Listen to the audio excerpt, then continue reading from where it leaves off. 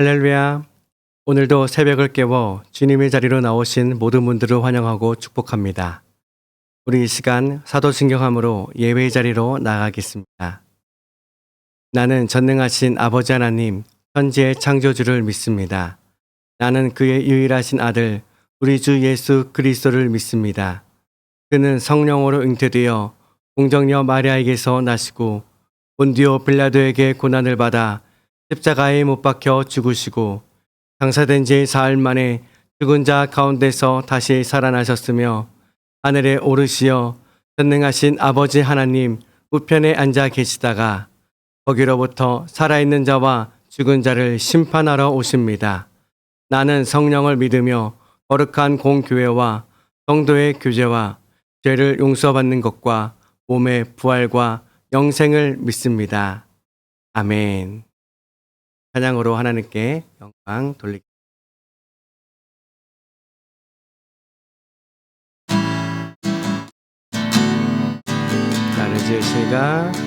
나를 지으신 이가 하나님, 나를 부르신 이가 하나님, 나를 보내신 이도 하나님, 나의 나 된 것은 다 하나님 은혜라. 나의 달려갈 길 다가도록 나의 마지막 호흡 다하도록 나로 그 십자가 품게 하시니 나의 나 된 것은 다 하나님 은혜라. 한량없는 은혜입니다. 한량없는 은혜, 갚을 길 없는 은혜, 내 삶을 애워싸는 하나님의 은혜, 나 주저함 없이 그 땅을 밟음도 나를 붙드시는 하나님의 은혜. 처음부터 고백할까요? 나를 지으신 이가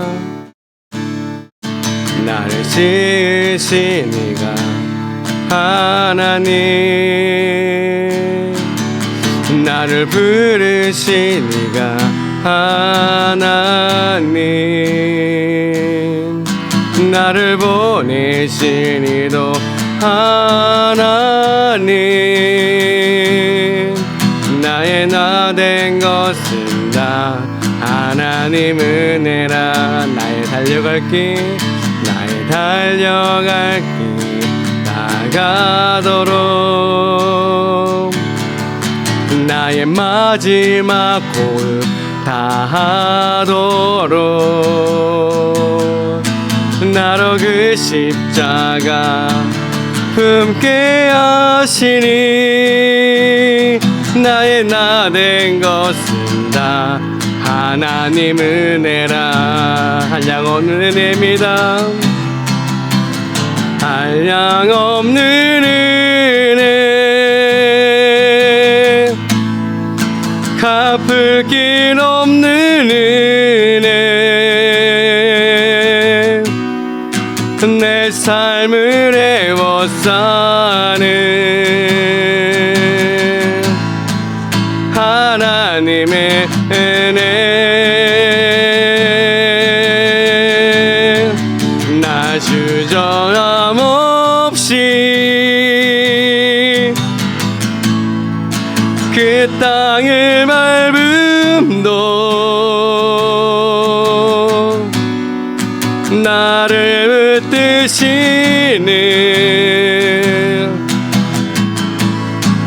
하나님의 은혜,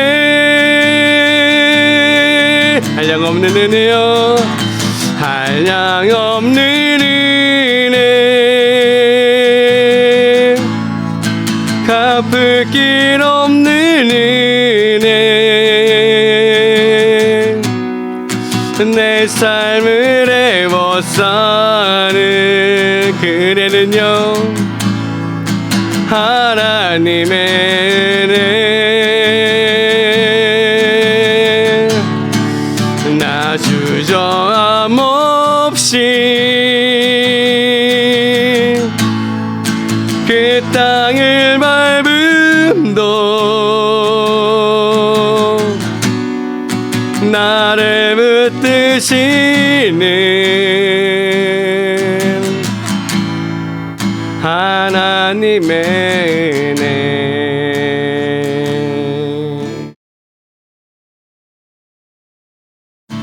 나를 지으신 이가 하나님, 나를 부르신 이가 하나님, 나를 보내신 이도 하나님,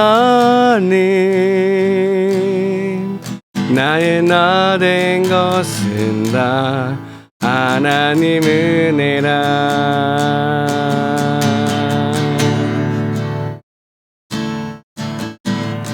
여러분, 여러분의 모든 삶이 하나님의 은혜라는 것을 믿으시나요?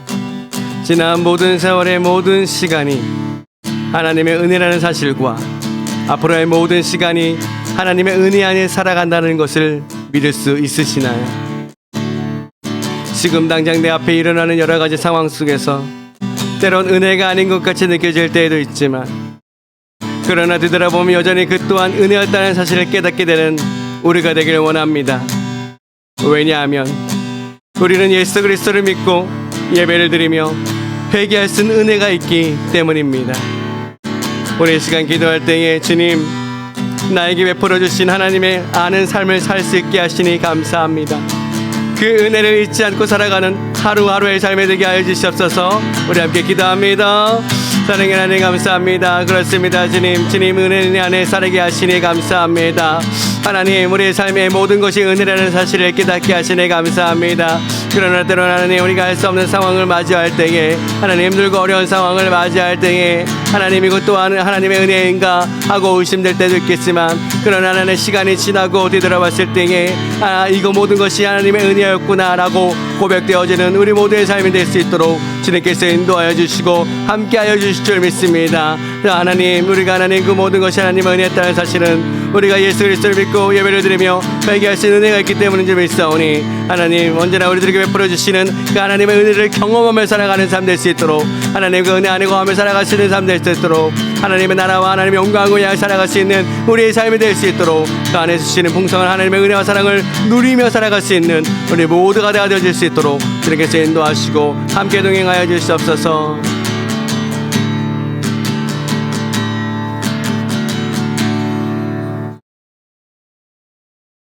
사랑의 하나님 감사합니다. 그렇습니다. 주님, 우리의 삶의 모든 순간순간에 하나님의 은혜였음을 고백합니다. 하지만 때론 우리가 상황 가운데에 하나님 마주하는 모든 상황들이 다 좋을 수는 없겠지만, 때론 힘들고 어려운 상황을 맞이할 때에 하나님, 우리가 이해할 수 없는 상황을 맞이했을 그때에도 하나님, 지금 당장은 알지 못한다 할지라도 되돌아봤을 때에 그 모든 것이 하나님의 은혜였구나 라고 고백되어지는 하나님의 믿음의 사람 될 수 있도록 우리 모두에게 임하여 주시고 함께 동행하여 주시옵소서. 우리가 예수 그리스도를 믿는다라는 것과 하나님 우리가 아는 것과 또 우리가 회개할 수 있는 그 능력이 있다라는 것, 하나님 우리에게 있다는 모든 것들이 하나님의 은혜인 줄 믿습니다. 하나님의 구원 가운데에 우리가 이루게 하여 주시고 하나님의 나라와 하나님의 영광 가운데 쓰임받는 복되게 한 삶 될 수 있도록 우리를 주관하여 주시고 인도하시고 함께 동행하여 주시옵소서. 감사를 드리오며 거룩하신 우리 주 예수 그리스도의 이름으로 기도드리옵나이다. 아멘. 오늘 말씀 갈라디아서 2장 1절에서 21절까지의 말씀입니다.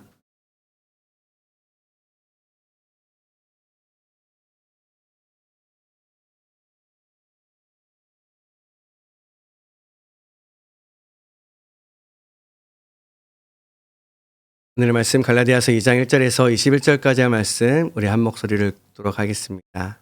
시작. 14년 후에 내가 바나바와 함께 디도를 데리고 다시 예루살렘에 올라갔나니 계시를 따라 올라가 내가 이방 가운데서 전파하는 복음을 그들에게 제시하되 유력한 자들에게 사사로이 한 것은 내가 다름질하는 것이나 다름질한 것이 헛되지 않게 하려 함이라.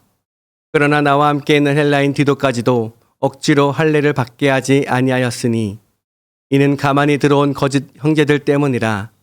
그들이 가만히 들어온 것은 그리스도 예수 안에서 우리가 가진 자유를 엿보고 우리를 종으로 삼고자 함이로되 그들에게 우리가 한시도 복종하지 아니하였으니 이는 복음의 진리가 항상 너희 가운데 있게 하려 함이라. 유력하다는 이들 중에 본래 어떤 이들이든지 내게 상관이 없으며 하나님은 사람을 외모로 취하지 아니하시나니 저 유력한 이들은 내게 의무를 더하여 준 것이 없고 도리어 그들은 내가 무할례자에게 복음을 전함을 맡은 것이 베드로가 할례자에게 맡음과 같은 것을 보았고 베드로에게 역사하사 그를 할례자의 사도로 삼으시니가 또한 내게 역사하사 나를 이방인의 사도로 삼으셨느니라. 또 기둥같이 여기는 야고보와 게바와 요한도 내게 주신 은혜를 알므로 나와 바나바에게 친교의 악수를 하였으니 우리는 이방인에게로 그들은 헬레자에게로 가게 하려 함이라. 다만 우리에게 가난한 자들을 기억하도록 부탁하였으니 이것은 나도 본래부터 힘써 행하여 왔노라. 게바가 안디옥에 이르렀을 때에 책망받을 일이 있기로 내가 그를 대면하여 책망하였노라.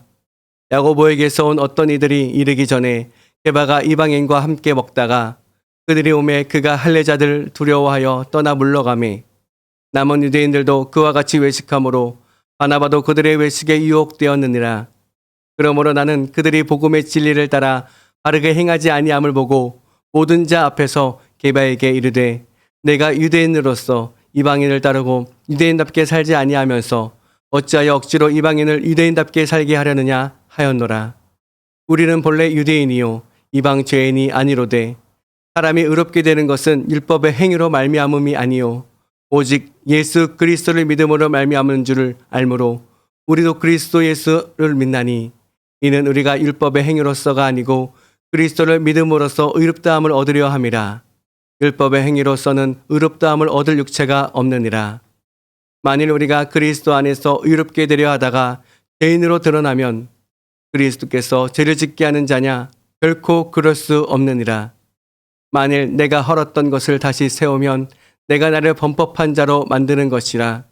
내가 율법으로 말미암아 율법에 대하여 죽었나니 이는 하나님에 대하여 살려 함이라. 내가 그리스도와 함께 십자가에 못 박혔나니 그런즉 이제는 내가 사는 것이 아니요 오직 내 안에 그리스도께서 사시는 것이라. 이제 내가 육체 가운데 사는 것은 나를 사랑하사 나를 위하여 자기 자신을 버리신 하나님의 아들을 믿는 믿음 안에서 사는 것이라. 내가 하나님의 은혜를 패하지 아니하노니 만일 의롭게 되는 것이 율법으로 말미암으면 그리스도께서 헛되이 죽으셨느니라. 아멘. 네, 어제 말씀이었던 이 갈라디아서 1장에서는요. 이 편지의 시작부터 사도 바울의 사도직에 대한 변론을 시작하고 있다는 것을 알 수 있었습니다. 꽤나 급하게 자신의 사도성을 이야기한 후에 이 갈라디아인들에게 평안을 빌어주고 있는 모습을 보아 문제의 심각성이 아주 크다는 것을 알 수 있게 되었던 것이죠. 그들에게 있었던 심각한 문제가 무엇이었나요? 이 사도 바울이 전한 이 복음 혹은 진리가 왜곡되어 있었기 때문이었습니다. 다른 말로 다른 복음이 그들의 신앙에 자리 잡고 있었던 것이죠. 복음에 변질된 내용은 이렇습니다. 사도 바울이 전한 복음에는 유대인들의 전통이 빠져 있었다라는 것이죠. 왜냐하면 이방 그리스도인들에게서는 유대 그리스도인들이 지키고 있었던 전통이 그들에게는 전해지지 않았고요. 나타나고 있지 않았기 때문이었습니다. 하지만 이 사도 바울이 전하지 않은 이유가 있었죠. 그것은 예수 그리스도로 인하여서 율법이 완성이 되어졌고 더 이상 할례가 필요가 없었고 그들이 따르던 이 전통이 그들을 구원시켜주는 것이 아니라 예수 그리스도가 구원해 주신다라는 그 은혜의 복음을 그들에게 전해 주었기 때문이었습니다. 하지만 이 유대의 이 그리스도인들은 사도 바울이 이 진정한 사도가 아니며 12제자에게도 포함되어 있지 않다면서 그의 사도직에 대한 불편한 진실들을 갈라디아에 있는 그리스도인들에게 전하였고요. 그것을 듣게 된 그들은 사도 바울을 의심할 수밖에 없었던 것이죠. 그래서 사도 바울은 자신의 이 사도직이 어떻게 생겼는지, 예수 그리스도를 만난 사건과 하나님이 태에서부터 자신을 이방인의 사도로 택하심을 입었다라는 사실을 전하고요. 그것을 입증하는 것이 바로 이 갈라디아 그리스도인은 당신들이 아니냐, 당신들이 예수 그리스도를 믿었다라는 그 자체가 입증되는 것이 아니냐라고 하면서 그들은 다시금 올바른 복음으로 돌아오게 하려는 사도 바울의 모습을 확인해 볼 수 있었습니다. 갈라디아서 2장의 시작은 1장의 연장선으로 자신이 예수 그리스도에 의해 사도직을 받은 것에 대해 이야기를 하면서요. 유대인들에게 말하고 있는 이 12사도들에게 자신이 어떻게 어필이 되고 있는지를 이야기를 이어가고 있습니다. 그렇게 사도 바울은 예수님을 만난 후 3년 뒤에 게바를 만났고 시리아와 길리기아 지방으로 가서 예수 그리스도의 복음을 전하였습니다. 그 14년이 지나게 되었고요. 사도 바울은 바나바와 디도를 데리고 예루살렘으로 가게 됩니다. 그가 그곳으로 간 이유를 계시가 있었기 때문이라 말하고 있습니다. 계시로 인하여 예루살렘을 가게 된 이유를 2절에서 이렇게 설명해 주고 있는데요. 2절 말씀 함께 읽겠습니다. 시작. 계시를 따라 올라가 내가 이방 가운데서 전파하는 복음을 그들에게 제시하되 유력한 자들에게 사사로이 한 것은 내가 다름질한 것이 헛되지 않게 하려 함이라. 아멘. 사도 바울은 이방인들에게 복음을 전하였고요. 또한 유력한 자들에게 사사로이 설명을 했다라고 합니다. 여기서 사사로이 했다라는 말은 따로 구체적으로 설명을 했다라는 것을 의미합니다. 사도 바울이 그렇게 한 이유는 사도 바울이 이 이방인들에게 복음을 전하기 위하여 이 다름질한 것이 헛되지 않게 하시려고 하나님의 계시로 그들에게 갔다라고 생각할 수 있게 되는 것이죠. 여기서 이 유력한 자들은 누구를 말하고 있는 것일까요? 물론 6절에 보면요. 사도 바울은 유력한 자든 그렇지 않은 자든 하나님 앞에서 모두 동일한 사람이라고 보고 있기는 하지만요. 예수님께서 처음 세우신 이 사도들에 대한 권위를 무시하지 않기 위해 그렇게 말했던 것이라 생각할 수도 있게 됩니다. 그래서 그들은 누구인가요? 누구이죠? 6절에서 이렇게 말하고 있습니다. 6절 말씀 함께 읽겠습니다. 시작. 또 기둥같이 여기는 야고보와 게바와 요한도 내게 주신 은혜를 알므로 나와 바나바에게 친교의 악수를 하였으니 우리는 이방인에게로 그들은 할례자에게로 가게 하려 함이라. 아멘. 야고보와 게바, 베드로죠. 요한. 예수님께서 이 변화산에서 기도하러 올라가실 때에 함께 갔던 제자 중에 이 3명의 제자들입니다. 그래서 그들을 예수 그리스도를 믿는 자들 중에 기둥처럼 여긴다고 표현하고 있어요. 그리고 사도 바울은 그들에게 자신이 전한 이 이방인 사역에 대하여 자세히 설명을 하였고 그 말을 들은 이 유력한 자들은 바나바와 사도 바울과 이 바나바와 친교의 악수를 하며 그들은 할례자에게 복음을 전하고 자신들은 이방인에게 복음을 전하기로 하였다. 이렇게 말하고 있는 거예요. 그리고 이 유력한 자들이 부탁한 말은 그 어떠한 것도 아니었고요. 이 가난한 자들을 기억하도록 부탁하였다라는 것이죠. 복음의 내용도 유대인의 율법도 그 어떠한 것도 아닌 단지 가난한 자들의 기억하라는 내용이었다라는 것입니다. 여기서 알 수 있는 것은 무엇인가요? 이 유력한 자들도 사도 바울이 전한 이 복음에 이상이 없다라는 것을 의미하고 있는 것이죠. 그게 이단적이나 다른 복음을 전하는 것이 아니라 그것이 아닌 진정한 복음을 전한다는 사실을 입증해주고 있다는 것입니다. 그것은 곧 하나님이 그들과 함께 하셨고요. 하나님께서 그들을 깨닫게 해주신 결과라고 생각을 하게 됩니다. 왜냐하면요.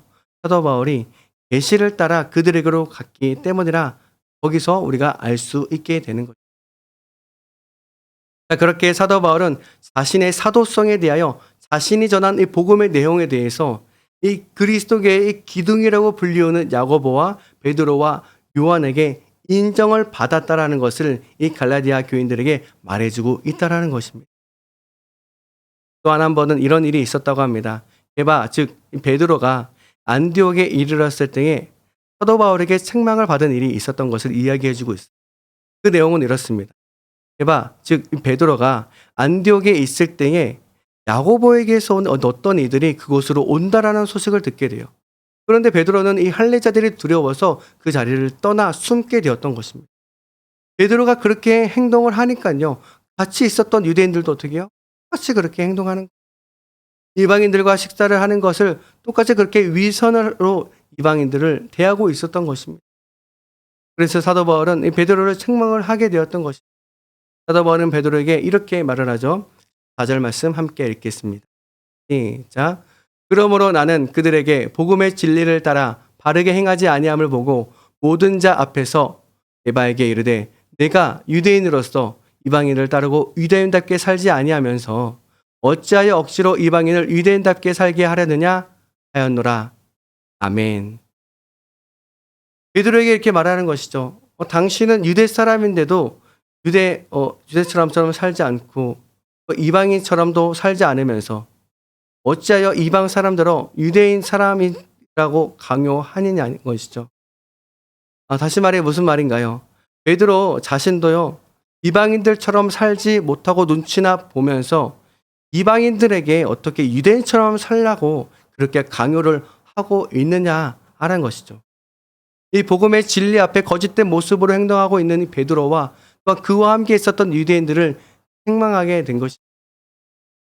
그러면서 이 사도 바울은 그것을 가지고 우리가 의롭게 되는 것은 율법의 행위가 아닌 하나님의 은혜로 되어진다라는 것을 설명해주고 있는 것입니다.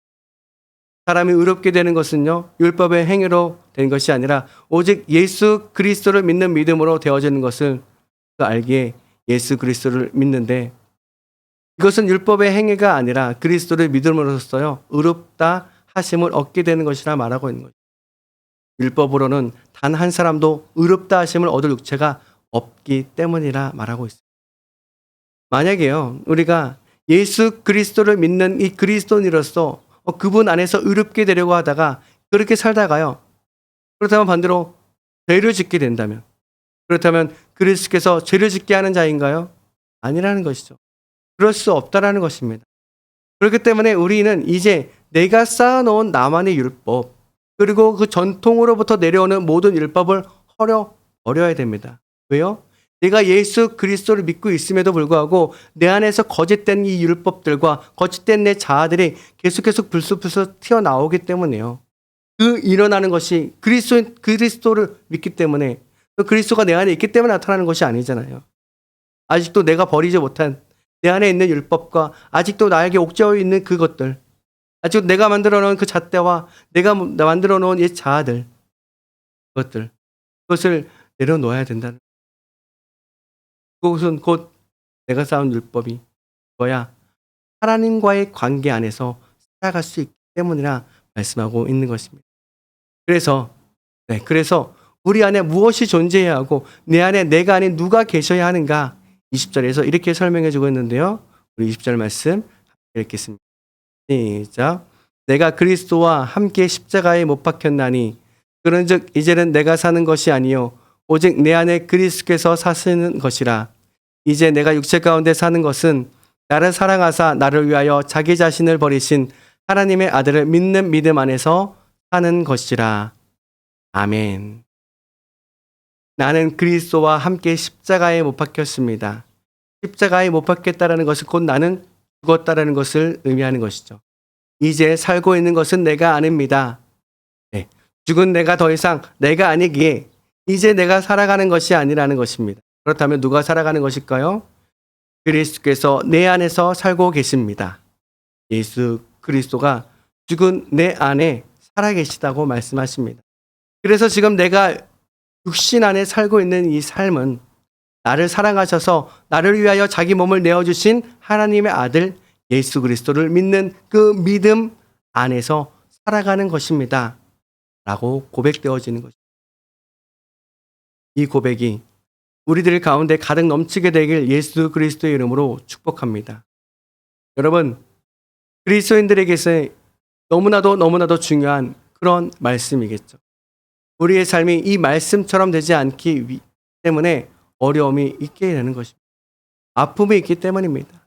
상처가 되기 때문입니다. 무엇보다도요, 하나가 되지 못하게 되는 것입니다. 가정 안에서, 공동체 안에 우리가 하나 되지 못하는 이유가 무엇인가요? 내가 죽지 않았기 때문입니다. 내 안에 그리스도가 살고 있지 않기 때문에, 하나님의 아들 예수 그리스도를 믿는 믿음이 없기 때문이라 말씀하고 있는 것은 아닐까요? 이 모든 것을 한마디로 한다면 무엇일까요? 그렇게 되어질 수 있는 것을 한마디로 한다면 그 모든 것이 하나님의 은혜라고 하는 말입니다. 우리는 하나님의 은혜로 인하여 예수 그리스도를 영접하게 되었고, 예수 그리스도의 십자가의 죽으심으로 우리는 나음을 입게 되었습니다. 또한 예수 그리스도로 인하여 하나님의 율법을 완성이 되어졌고, 더 이상 율법으로 인하여 우리가 억압당하지 않게 되었다는 것이죠. 왜냐하면요, 율법으로는 의롭게 될 수 있는 사람은 단 한 사람도 없기 때문입니다. 만약 율법으로 의롭게 된 사람이 존재한다면 예수 그리스도의 죽으심은 헛된 것이라고 말씀하고 있어요. 그 말은 즉, 율법으로는 절대 그 어느 누구도 의롭게 될 사람이 아무도 없다라는 것을 입증하고 있는 것입니다. 예수님께서도요, 의인은 없나니 하나도 없다고 말씀을 하셨습니다. 그래서 이 모든 것이 은혜라는 사실입니다. 하나님의 은혜라는 것을 의미하고 있습니다.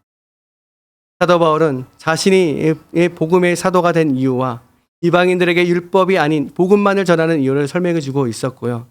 자신이 전한 이 복음이 유력한 자들에게도 입증이 되었다는 것을 말해 줌으로써 사도 바울이 전한 이 복음이 진리임을 입증하고 있는 것입니다. 이 편지를 받게 되는 갈라디아 그리스도인들은 더 이상 사도 바울이 사도성을 의심하지 않게 되고요. 전했던 이 복음을 의심하지 않게 되었을 것입니다. 그것은 곧 오늘날 우리들에게도 마찬가지입니다. 우리가 믿는 예수 그리스도, 우리가 그 믿음 안에 있다라는 것은 결코 헛된 일이 아니라는 사실을 입증해주고 있다라는 것이죠. 때론 사람들은 그렇게 말할 것입니다. 교회를 왜 다닙니까? 예수님이 누군데 믿습니까? 그렇게 한다고 뭐가 달라지나요?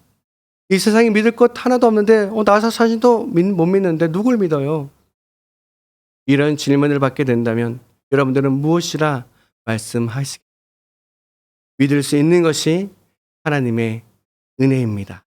라고 고백되어지는 여러분 모두가 되시길 축복합니다. 교회를 다니는 것도, 예수님을 믿는 것도, 무언가 달라지지 않아도, 자신을 믿지 못해도 복음을 믿을 수 있다는 것이 바로 하나님의 은혜입니다.